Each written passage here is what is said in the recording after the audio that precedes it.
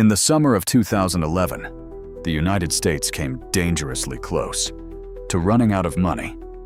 Not in theory, not on paper, but in reality. The world's largest economy was just days away from a default on its debts. And if it had happened, the consequences would not have stayed within its borders. They would have spread across the entire global financial system. To understand how something like this was even possible, you have to understand how the system actually works. The United States doesn't operate like a normal household. It doesn't wait to earn and receive its income before spending. Instead, it spends first, and then finances that spending by borrowing. That borrowing happens through the issuance of debt in the form of US government-issued Treasury bonds. These bonds are bought by investors, banks, pension funds, and even foreign governments. And for decades, US Treasuries have been considered one of the safest assets in the world. Not just safe, but foundational. They are used as collaterals in financial markets. They are held as reserves by central banks around the world, and they serve as a benchmark for pricing risk across the entire system. In many ways, they are the backbone of global finance. But there's a constraint, a legal limit on how much the United States is allowed to borrow. It's called the debt ceiling, and in 2011, the US was about to hit it. Once that limit is reached, the government can no longer issue new debt, which means it can no longer raise fresh cash. But its obligations don't stop. Payments still need to be made. Government employees still need their salaries. Social programs still need the fundings. And interest still needs to be paid on existing debts. Without the ability to borrow, the system begins to tighten. Cash runs low, choices become harder, and eventually, something has to give. At first, this didn't seem like a crisis. The debt ceiling had been raised many times before, each time after some negotiations between the politicians. An agreement was reached. Markets had come to expect it. But in 2011, something changed. Political tensions were rising amid severe political deadlock. Negotiations became more difficult.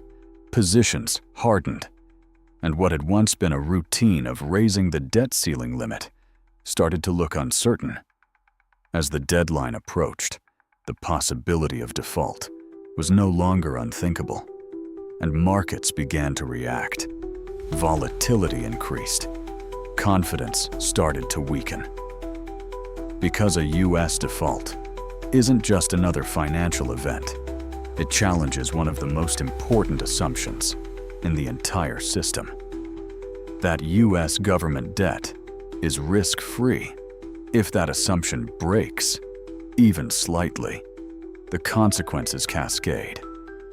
Banks that rely on treasuries as collateral would face uncertainty.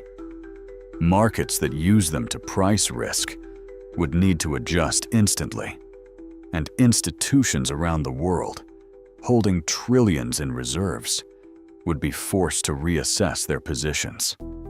Liquidity, the lifeblood of financial markets, could begin to disappear. Not gradually, but suddenly. Because in moments like this, confidence doesn't erode slowly. It breaks. As the days passed, the pressure intensified. The deadline moved closer, and behind closed doors, negotiations continued. Markets were watching, waiting, for clarity, for a signal that the system would hold. And then, just before the deadline, an agreement was reached. The debt ceiling was eventually raised. The immediate crisis was avoided. The system held together. But something had changed, because for the first time, The possibility of a US default had become real, and the world had seen it. Shortly after, the United States lost its perfect AAA credit rating, not because it failed to pay, but because it came close enough to raise doubt. And in finance, doubt changes everything. Because the system isn't built purely on numbers, it's built on trust. Trust that obligations will be met, trust that stability will be maintained, and trust that the foundation will hold. The 2011 crisis revealed something deeper, that even the strongest systems are not immune to pressure, that stability doesn't just depend on economic strength, but on decisions, timing, and coordination. While the system did not collapse, it came close enough to change how risk was understood. Because from that moment on, one thing became clear. Even the safest asset in the world carries risk under the wrong conditions. In finance, stability isn't guaranteed, it's maintained. And sometimes, it only takes a brief moment of uncertainty to put the entire system at risk. If you want to understand how these moments shape the global economy, subscribe to Secret Capital.